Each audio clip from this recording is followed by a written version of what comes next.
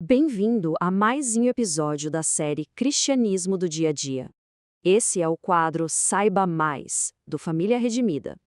Sabe aquela luta que a gente trava por dentro? Aquela sensação de querer fazer o que é certo, o bem, mas quando a gente vai ver, acabou fazendo justamente o contrário? Pois é, esse conflito é universal. E o apóstolo Paulo descreve de uma forma muito intensa, lá no capítulo 7 de Romanos, preparando o terreno para uma solução simplesmente extraordinária.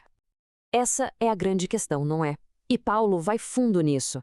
Ele mostra que não se trata apenas de uma falta de força de vontade. Não, é uma guerra de verdade, que acontece bem aqui, dentro de nós.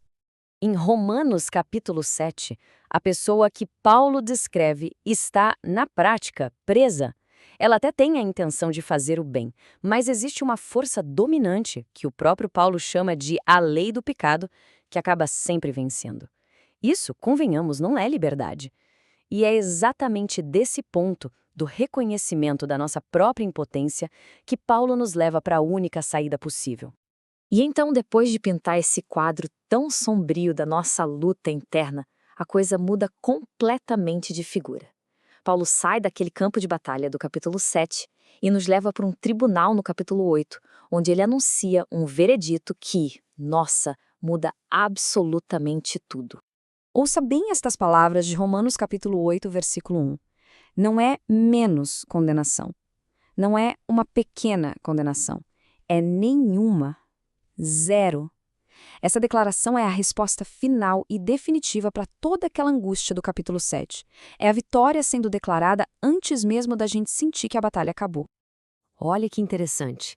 Esse agora, pois, no comecinho do versículo, é o jeito de Paulo dizer: olha, com base em tudo que eu expliquei até aqui, a conclusão lógica é esta. Ele passou vários capítulos provando que todo mundo, sem exceção, estava debaixo da condenação do pecado. E agora, ele apresenta a única porta de saída: estar em Cristo Jesus. Tá, mas aí vem aquela pergunta que não quer calar, né? Se a condenação foi retirada, por que a luta contra o pecado continua firme e forte? Como é que Deus pode nos declarar inocentes se a gente ainda tropeça? A resposta para isso nos leva do o que aconteceu para a gente para o como isso foi possível.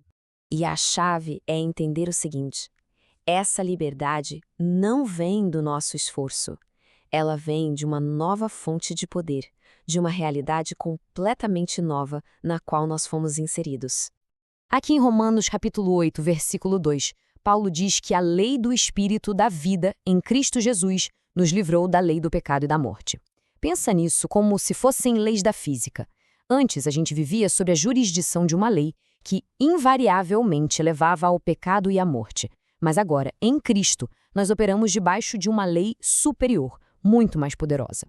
E olha só esse contraste. De um lado, você tinha a lei do pecado e da morte, que só trazia escravidão, fraqueza e condenação. Do outro lado, agora, a gente tem a lei do espírito da vida, que traz libertação, poder e vida.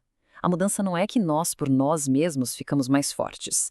É que nós passamos a ser governados por uma força infinitamente superior. E aqui está a grande virada de chave. O capítulo 7 de Romanos é cheio da palavra eu. Eu não faço o bem que quero, o mal que eu não quero, esse eu faço. É tudo sobre o esforço próprio e a frustração. Mas quando a gente entra no capítulo 8, o protagonista da história muda. O herói não sou mais eu, é o Espírito Santo agindo em nós. E só para não ter nenhuma confusão, é muito importante entender isso aqui. Quando Paulo usa a palavra lei, às vezes ele está falando de um princípio, de uma força que rege as coisas, como a lei do pecado. Outras vezes ele está se referindo especificamente à lei de Moisés, aos mandamentos que Deus deu. No versículo 2, ele usou o primeiro sentido. Agora, no versículo 3, ele vai usar o segundo. Então, se a lei de Moisés não conseguia nos salvar por causa da nossa fraqueza, como é que a justiça de Deus foi satisfeita? Bem, Deus mesmo providenciou a solução. A lei de Moisés é perfeita, santa, justa e boa. O problema nunca foi a lei. O problema sempre fomos nós, a nossa natureza pecaminosa, que Paulo chama de carne. A lei nos mostra o padrão perfeito de Deus, mas não nos dá o poder para chegar lá. Por isso, como lemos em Romanos capítulo 8, versículo 3, Deus teve que intervir pessoalmente. E essa intervenção divina foi um plano perfeito em 3 etapas. Primeiro, Cristo se tornou um de nós, assumiu nossa natureza humana. Segundo, ele viveu a vida de obediência perfeita que nós nunca conseguiríamos viver. E terceiro, lá na cruz, ele tomou sobre si a punição, a condenação que nós merecíamos. Ele cumpriu todas as exigências por nós. Ok, mas isso nos leva de volta àquela tensão. Se a justiça foi cumprida em Cristo, mas eu ainda peco, como é que sua conta fecha? Como Deus pode olhar para mim e me chamar de justo? A resposta está em uma das doutrinas mais fantásticas do cristianismo, que a gente pode entender melhor como analogia do mundo dos negócios. Vamos imaginar que nossa vida diante de Deus é como um livro de contabilidade. Se a gente olhar o nosso lado da coluna, só tem dívida. Cada pecado, cada ato de desobediência é um débito que só aumenta. Nós estamos espiritualmente falidos. Agora, vamos olhar para a coluna de Cristo? Ela está transbordando com um crédito infinito de obediência perfeita. Uma vida inteira sem uma única falha, uma justiça pura, completa. E aqui acontece o milagre, a grande troca. Na cruz, Deus fez uma transação divina. Ele pegou toda a nossa dívida impagável e transferiu para a conta de Cristo. E, ao mesmo tempo, ele pegou todo o crédito infinito de Cristo e depositou na nossa conta. É por isso que, quando Deus olha para nós hoje, ele não vê a nossa falência. Ele vê a justiça perfeita do seu Filho. Essa teologia é fantástica, mas o que ela significa na vida prática? Como essa liberdade toda se manifesta no nosso dia a dia? É isso que a gente vai explorar agora. Em Romanos capítulo 6, versículos 17 e 18, Paulo esclarece um ponto que é vital. Ser livre da escravidão do pecado não é receber uma licença para pecar à vontade. Na verdade, significa que a gente foi transferido para um novo senhorio. Nós deixamos de ser escravos do pecado para nos tornarmos voluntariamente servos da justiça.